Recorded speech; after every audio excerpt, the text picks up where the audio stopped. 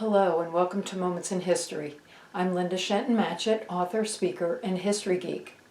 While researching my stories, I unearth tons of intriguing historical information that doesn't end up in my books. So I've created this channel to share those tidbits with you, and I really appreciate you stopping by to watch. William Clark Gable, often referred to as the King of Hollywood, was raised with blue-collar roots. Born February 1, 1901 in Cadiz, Ohio, he lost his mother when he was only 10 months old. 2 years later, his father remarried to a woman named Jenny Dunlap, who, according to one source, ensured her stepson was well-dressed and well-groomed. When his father turned to farming, Clark headed to Akron, where he got a job with Firestone Tire and Rubber Company.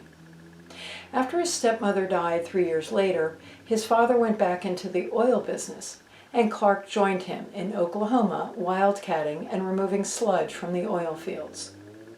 He got his first taste of acting in local theater, but by all accounts was not very good. Enter Josephine Dillon, a sometimes stage actress and full-time acting coach who is said to have paid to fix Clark's teeth before styling his hair and teaching him body control and better speech habits. 17 years his senior, she became his wife, and the couple headed to Hollywood, where he changed his name from W.C. Clark to Clark Gable. He found work as an extra in several silent movies as well as a series of shorts. However, not offered any leading roles, he returned to the stage, first in California, then to Houston, where he managed to become a local idol. Then he headed to Broadway, where he had a part in the play Hawk Island that unfortunately only ran for 24 performances. Crossing the country again, he returned to LA, where he was cast in The Last Mile and impressed executives with Path Productions, who put them in their low-budget sound picture, his first, The Painted Desert. However, the film was delayed in its release, which caused financial issues for the company, and Clark fled to go to Warner Brothers. After just one film, he was let go when executive Darryl Zanuck reportedly commented that his ears were too big and he looked like an ape. A decision and comment the producer no doubt regretted later when Clark's star power rose to become one of the biggest names and box office draws in the industry. By then, divorced and married to socialite Maria Langham, Clark was making $650 a week, the equivalent of more than $13,000 in today's money. He quickly rose to second billing and was paired with Hollywood's popular leading ladies such as Jean Harlow and Joan Crawford. In 1934, he was cast with Claudette Colbert in It Happened One Night, garnering him an Academy Award for his performance. The following year, he received an Academy Award nomination for his role in Mutiny on the Bounty. More roles came in Oscar-nominated films. He met Carole Lombard in 1936, and the two became involved despite the fact that Clark's wife refused to grant him a divorce. Legend has it that Lombard is the one who talked him into taking the role of Rhett Butler in Margaret Mitchell's Gone with the Wind. His salary for the film was more than $117,000, the equivalent of over $2.5 million in today's money. Maria finally agreed to a divorce, and Clark married Lombard in March of 1939. After the U.S. entered World War II in December of 1941, the couple participated in bond drives. In January of 1942, Lombard traveled to her home state of Indiana for a war bond rally, but Clark did not accompany her. The rally was a huge success, raising over $2 million. Rather than travel by train as originally planned, Lombard insisted the group fly back in order to get home more quickly. After refueling in Las Vegas, the plane crashed into the Potosi Mountain, and everyone aboard was killed. It was later determined that the crew's inability to navigate over the mountains surrounding the city was the cause of the crash. Unfortunately, because of the worry over the possibility of Japanese bombers, the safety beacons that were normally used to direct night flights had been turned off, and the pilot never saw the mountain. Clark was devastated and sent a telegram to President Roosevelt asking for a larger role in the war effort. The reply, "Stay where you are." However, before Lombard's death, she and Clark had discussed him enlisting, and he was intent upon doing so. MGM did not want to let him go. However, after several months of grieving Lombard, Clark joined the Army Air Force as a private, even though at the age of 41 he was over the age for combat. The Washington Star reported, Mr. Gable, it was learned from a source outside the War Department, conferred with Lieutenant General H.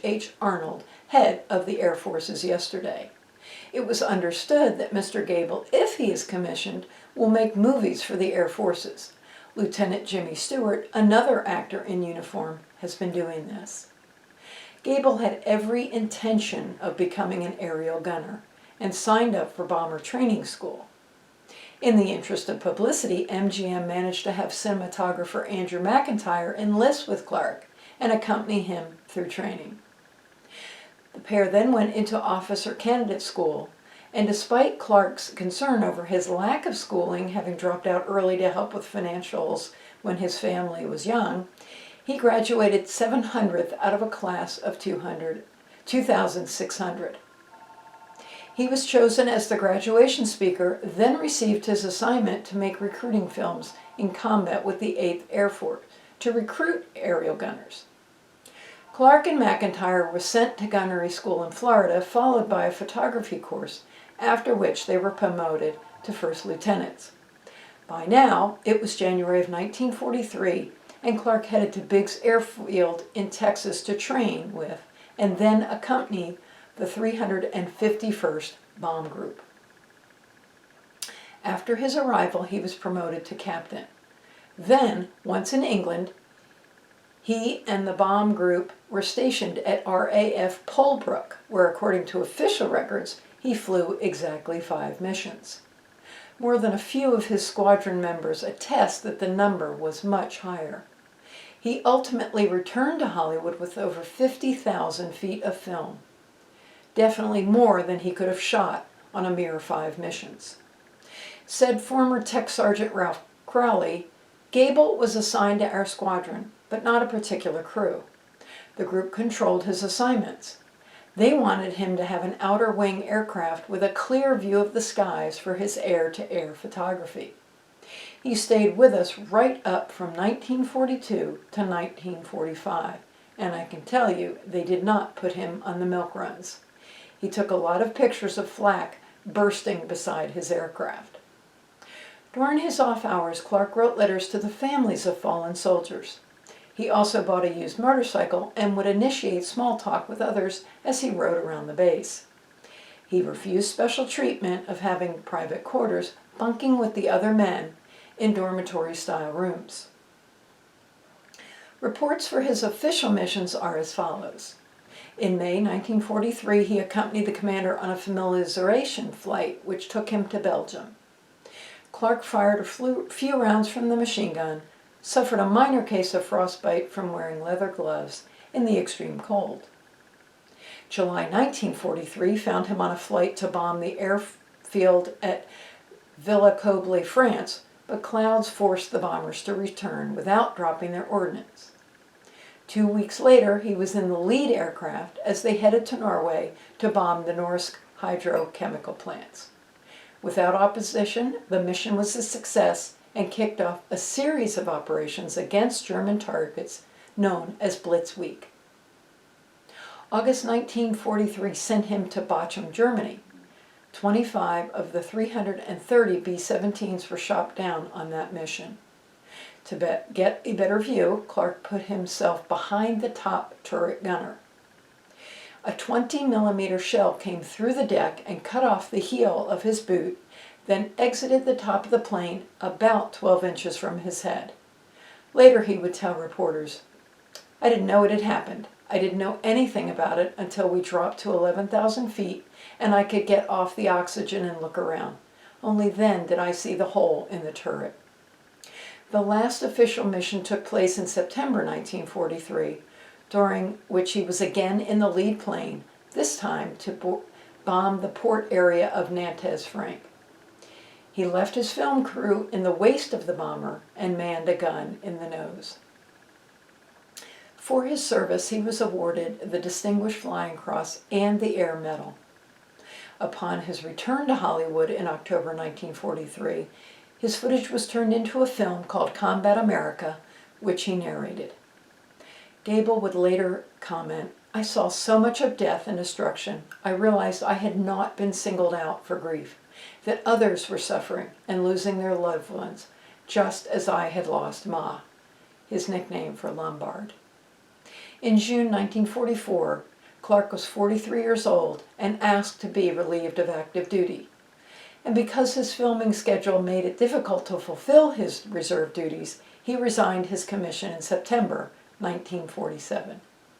He passed away 13 years later of a heart attack at the age of 59. I hope you've enjoyed today's moment in history. If you would like to learn even more history, please stop by my blog, found on my website at www.lindashentonmatchett.com. And please consider subscribing to my channel. Click the bell icon to receive notification of new episodes that generally release on the second and fourth Friday of every month. Thank you again for watching and have a great rest of your day.